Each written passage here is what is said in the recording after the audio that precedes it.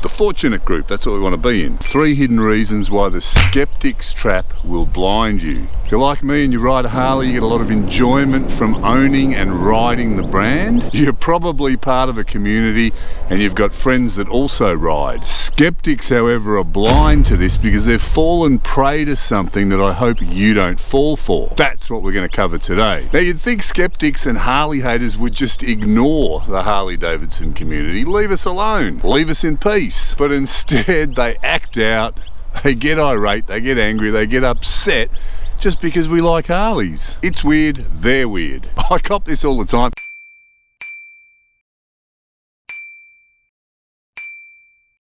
And I'm not even a Harley fanboy, I like all motorcycles, I just like riding Harleys the best. Now the skeptics are falling for an age-old flaw in human beings. And I think that's important to discuss so our eyes are open and we don't fall into the same trap.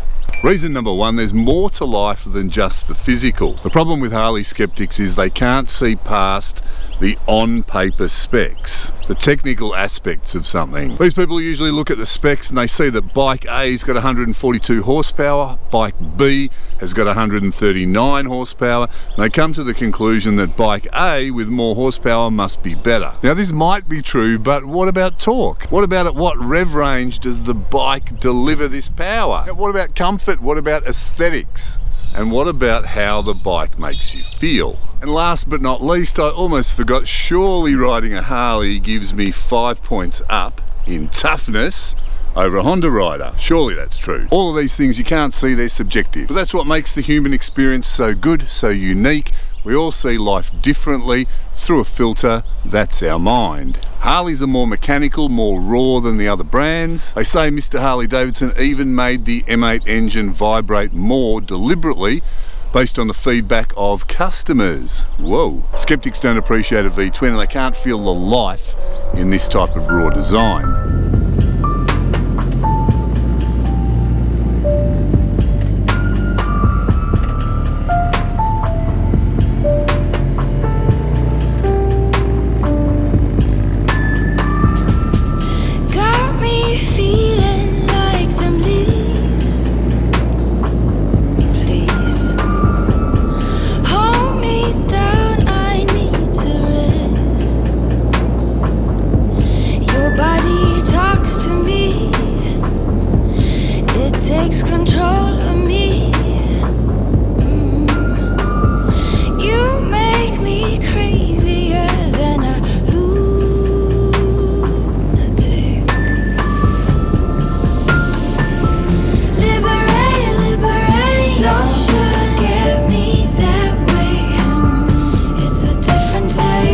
See it, you've got to feel it. Now there's no doubt anyone that over-analyzes things like I do sometimes will understand that your intellect blocks feeling.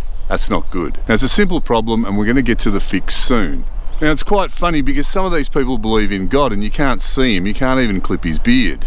But he makes people feel good all over the world. He gives them faith and guidance and the confidence to live through to another day. You can't see him. It's not logical and there are no tech specs.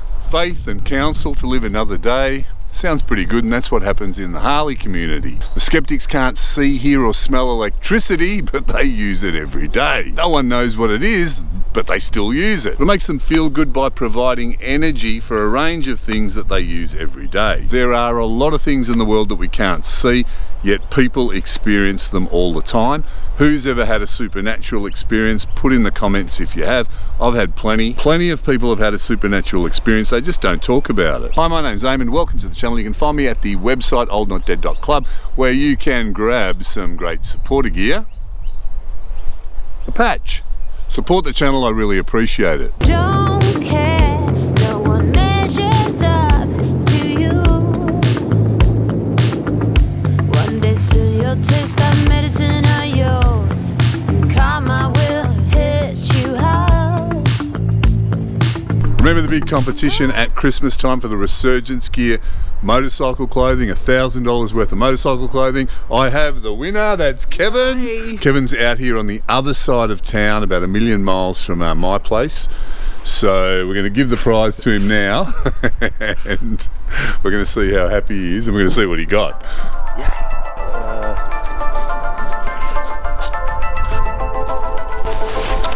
Oh!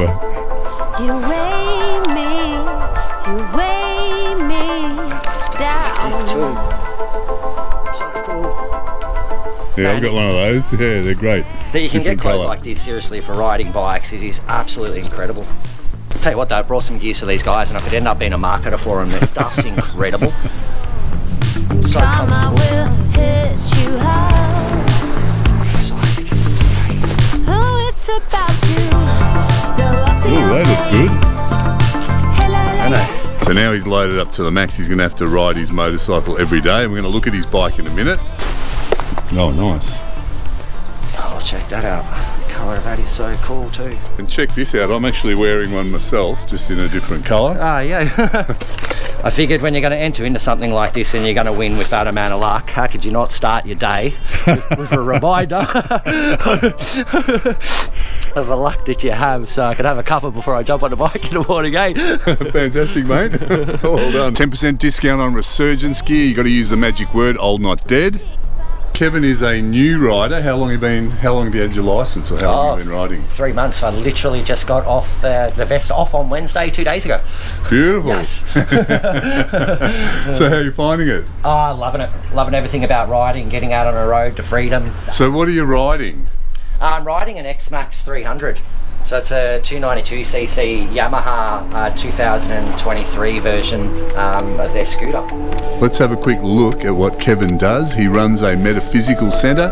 Check this out. people come and people go. Through high streets we know. Now this is trippy. Check this out. Dark and light, day and night. No one knows what the future will bring. What do you do? Explain it to us. What do you do? Well, we're here to help the community discover that we have a power inside of us that can fulfill our desires, and you know we're limited in being able to see that and express ourselves. How do you do that? Generally by working out and working alongside the community to find out what belief systems, conditioning programs that we're putting into ourselves that prevent us from being able to see essentially our true identity.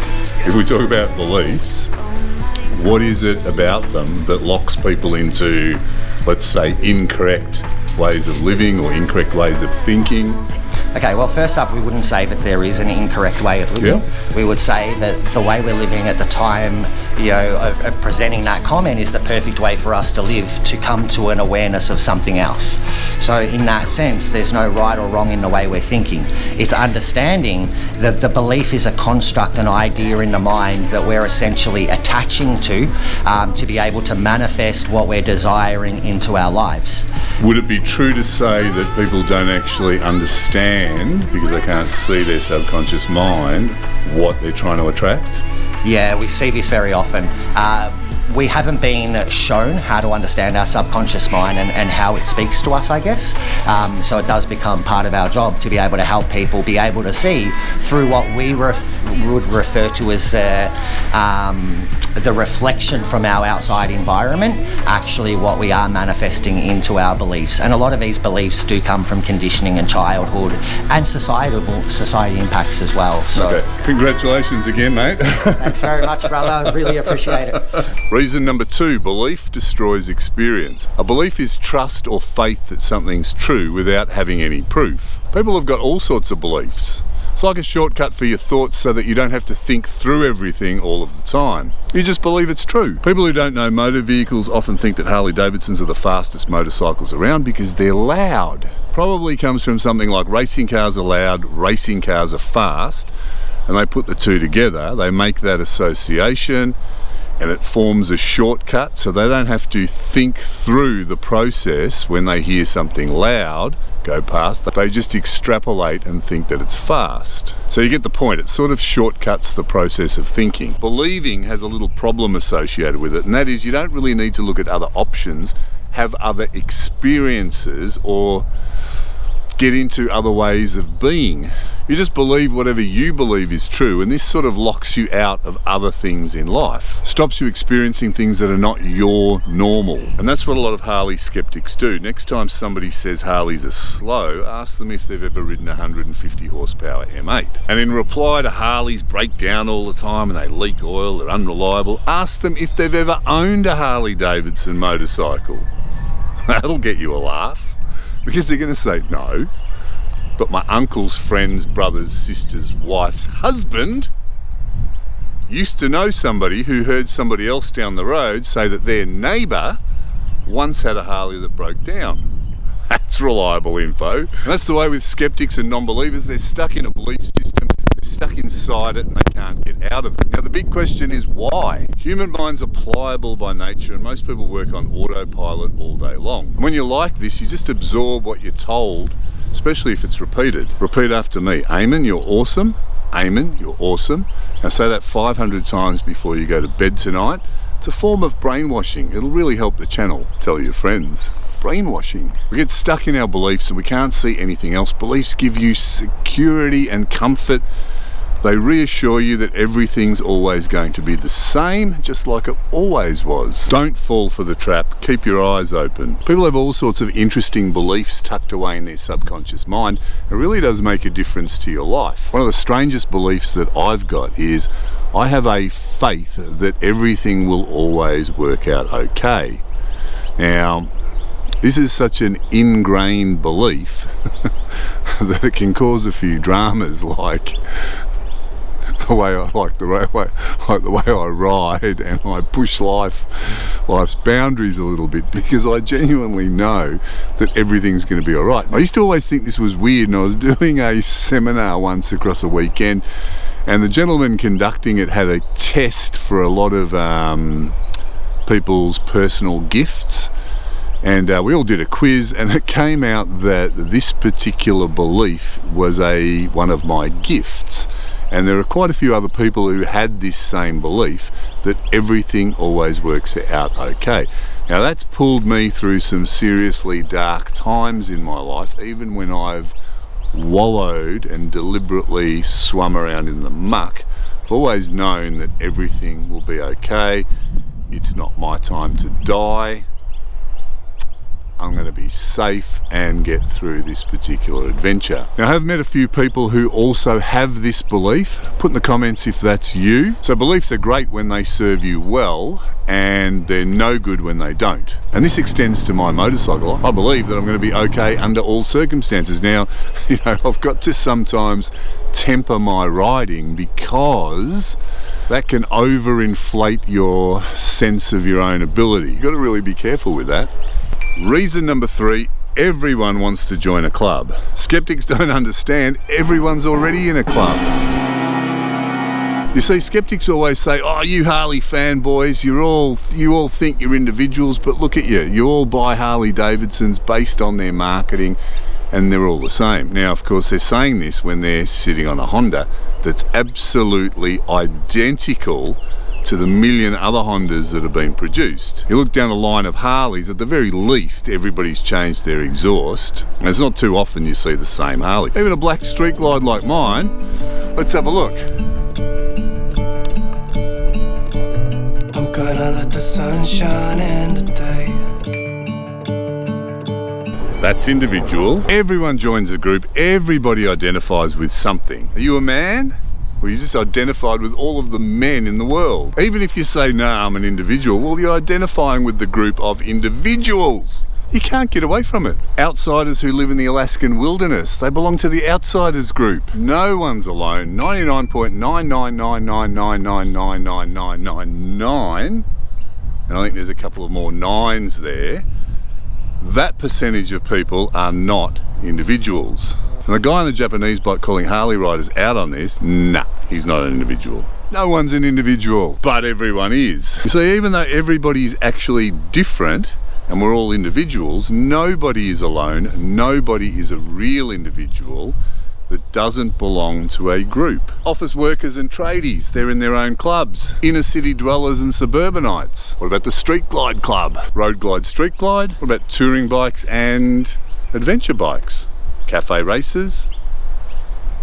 They're all clubs. Those that wear shorts on their Harleys and those that don't. Put in the comments what club you're in, because most people are in multiple clubs. I'm a dad.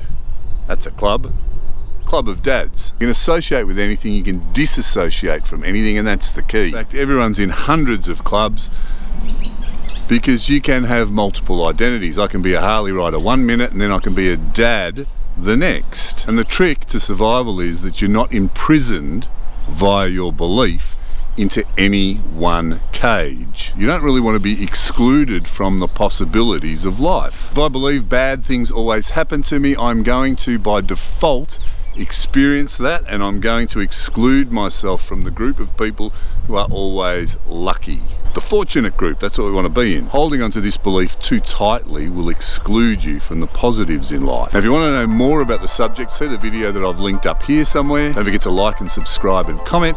Keeps the channel going, it really helps, and I do appreciate it. You weigh me down.